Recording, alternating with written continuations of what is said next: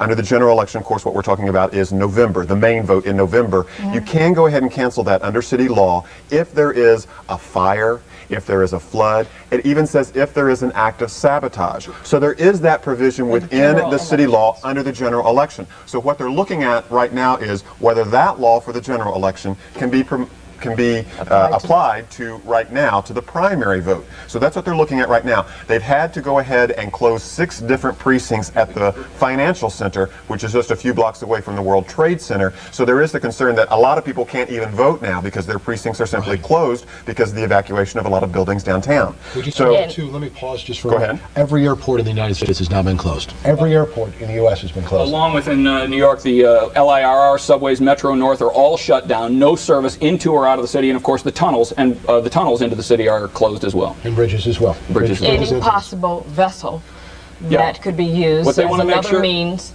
of some type of terrorist act. Not only means, but as a target. They want to make sure that everybody is locked down for the time being to make sure everything is safe. Obviously, the tunnels, again, we keep talking about the symbolism, but the subway tunnels, again, another symbol of New York. And they want to make sure all of those are safe.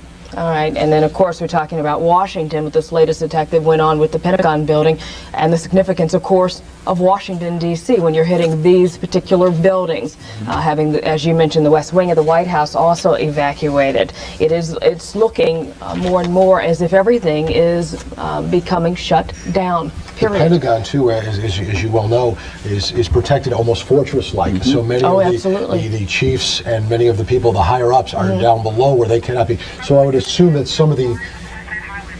Let's go to Michelle Charlesworth now live on the West Side Highway. Dave, we'll come right back to you, Michelle.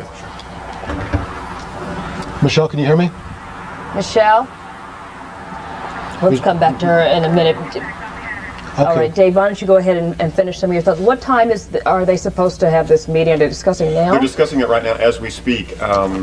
Of course, voting is supposed to continue until 9 o'clock tonight in the city. And they realize this is, of course, of secondary importance to everything that's going on right now. They're very concerned at the Board of Elections about their personnel, about the people who may have been in some of these precincts, which are very close to the World Trade Center or in the World Trade Center. So that's their concern right now.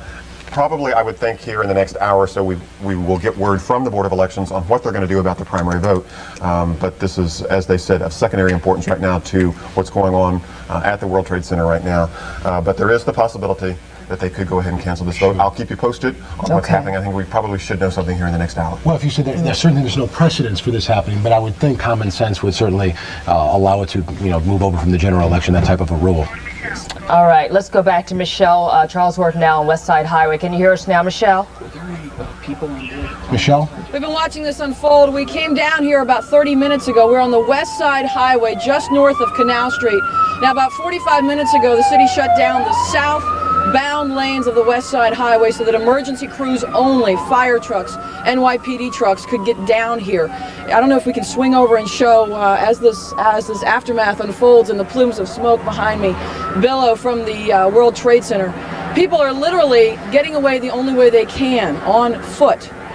People have been walking by here with their hands over their mouths and screaming at each other to try to borrow cell phones, but there's no way to get away from here because the bridges and tunnels have been closed. They've been asking me whether or not the Hudson, whether there was any way to get out of the city, and of course there is some concern as to what could be in the smoke. That's the question most of the people have been asking me. What could possibly be in the smoke? They're listening to their radios. President Bush, of course, saying that this is apparently a terrorist attack on our country, and now the latest word from Washington that possibly the Pentagon has been hit by the same kind of attack.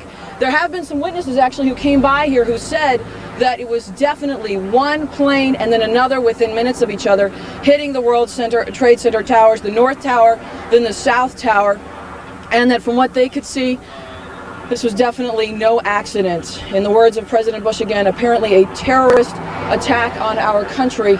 And I don't know if we can show more and more ambulances moving all the way down the south side of the West Side Highway. This has been closed now for about an hour. Of course, this whole thing unfolding about an hour ago, not even an hour ago.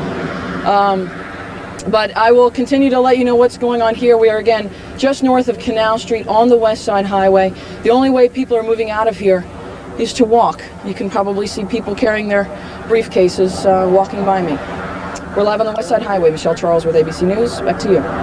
Thank you very much, Michelle. We know that Bellevue Hospital, Celeste Ford told us Bellevue Hospital has been confirmed, is the triage center. It is where they are taking many of the folks admitted. Now, I know there are a lot of folks who have relatives. Only 4 people right now have been admitted. Take that for however that is. If we could also send word to one of our producers there too. The flight from Boston, how many people were on board that flight? Find out how many folks were on board that flight as well. Yeah. All right, let's go to David Usher. Of course, we talked about, he's in our newsroom, we talked about all the airports across the country being shut down, but you've gotten word of other closings, Dave? Yeah, Lori, we're trying to diffuse through the information that's coming into the newsroom. Some of it you've already reported, but essentially the government officials are trying to go into defensive mode now until they figure out exactly what's happening. And as Jim Dolan explained, they are trying to limit the vulnerability of other places. The Hudson River crossings have been closed, and that, as you can imagine, is creating a bit of commuter chaos. This is a live picture now from the GW Bridge. New Jersey officials say they've gone into an alert mode.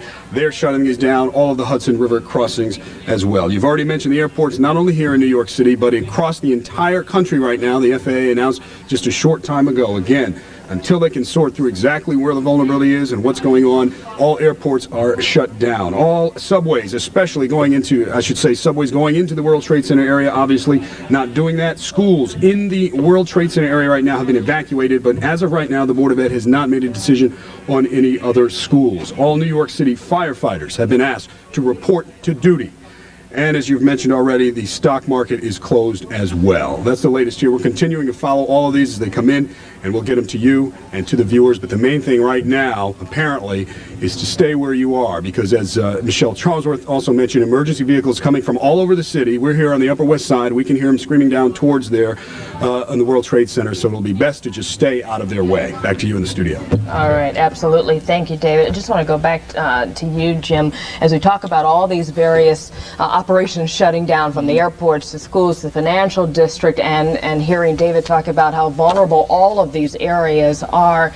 It does give you a sense of feeling not necessarily helpless, but you are wondering what might be the next area that is vulnerable. Well, you know, and because of that, the thing that David said that maybe was most important is just stay home. You're not going to get anywhere anyway. Just stay home, stay safe, and be as relaxed as you can be. These are live the World pictures. Trade Center. Something else has just happened at the World Trade Center. As you can see, One of the towers. One of the towers either has come down, perhaps something else has happened. The billow of smoke that we have not seen. The tower is down completely, according to our producer. The side of the tower has come down onto the street. The way that the smoke is billowing here, Lloyd, right, that is blocks and blocks. So if they even had them back just a couple of blocks. And just to point out, looking from Staten Island right now. And they were back a good distance. They were back a good distance from that in case this kind of thing happened. But keep in mind, remember the attack on the World Trade Center in February of 1993 was designed, they pointed out during the trial, to bring down the towers. In fact, to bring down both of them. It appears that this time one of the towers is down, and they again had people a good distance away from this. Jim, the building collapsed, I've just been told. It has collapsed. Let's go now to Peter Jennings and the network to listen to the very latest. Not there anymore. That should be it. Thanks very much, Completely Dan. collapsed.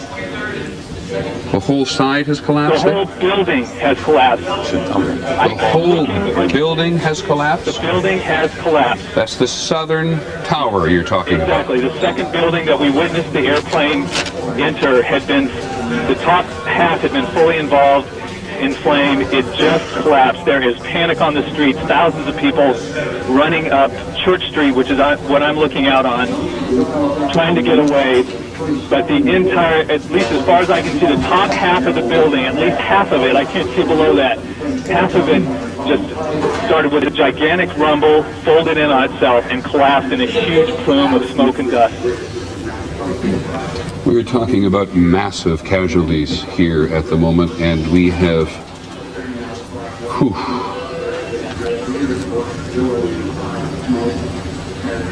that is extraordinary. There is panic on the streets. There are people screaming and running from the site. The gigantic plume of smoke has reached me, and I'm probably a quarter of a mile north of there. Peter. Now this is what it looked like moments ago. My God.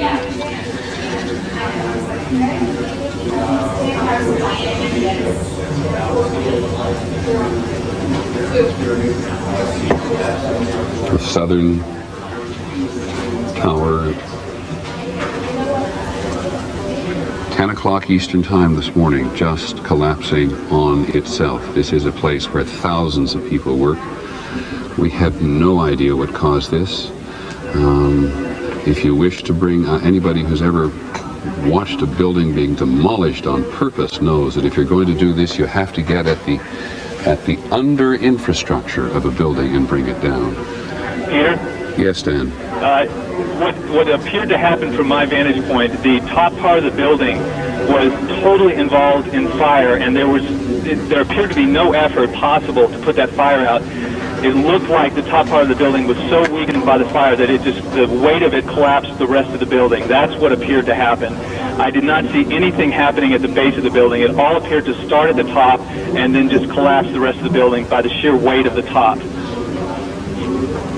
There was no explosion or anything at the base part of it, but I did see that the top part of it started to collapse. The walls started to bulge out, bricks, glass things coming out, and then it collapsed in on itself, and it appeared to just fold down from there, from the very top. Thanks, Don, very much. Just looking at that, I don't know why, but when was the last time the United States was attacked in this fashion? It was Pearl Harbor in 1941. John? From the scene now, there's obviously massive casualties. Usually during these things, there's a little bit of a high pitch, but basic calm over the police radios among the emergency workers. I can hear them screaming, signal 1013, which is the police code for help, calling for help at the triage center, where other people who were already injured have been injured more. Confirming that the building has collapsed. Dozens of officers, more civilians are injured. And we don't know, although I'd have to suggest, given the size of that building, what progress the evacuation was in of the tower that collapsed. Yes, Pierre Thomas. One thing I might add is that in recent years, the U.S. government has been preparing for massive attacks, but it's been primarily focused on biological, often bombing attacks. One of the things I have not heard discussed at all in government circles is the notion that someone would hijack a plane and perhaps fly it into a building. So one of the questions that I'm sure that will come out of this, if this indeed is a terrorist attack, is what kind of defenses did the U.S. have in place to deal with an event like this? Well, we talked about that even, Pierre, just before you came and joined us, because at the Emergency Management Center, which is just literally in the same complex as the trade towers, they talk at great length about their preparations for a biological, a chemical warfare attack, how they closed tunnel. I mean, they've been very efficient, taken it very seriously for many years. I'd be a little surprised if the notion of an airborne attack on a United States target had not been discussed, but the notion of the intelligence services knowing absolutely nothing of what is going on today and saying openly right away they had no warnings whatsoever is, and you say something very important, if this is a terrorist attack. We just keep saying that in a repeated basis. Not having any notion whatsoever of what's going on is to be reminded not only of the efficiency of terrorism, but just reminded the efficiency of terrorism at this point. It's ironic. There's a chilling story. Lou Scalero of the FBI, who was part of the capture of Ramzi Youssef, who was the mastermind of the last bombing of the World Trade Center, told me this story, that he was flying over the World Trade Center in a helicopter with the suspect Ramzi Youssef next to him after he was captured in Pakistan. And as they passed over, Lou Scalero nudged him and said to Ramzi Youssef, you see, it's still standing. And Ramzi Youssef smiled and said to the FBI's assistant director, it wouldn't be if I'd had more money. This was... In other words, more money to buy explosives, more money to run a more efficient operation than the one he ran from New Jersey in '93. Exactly.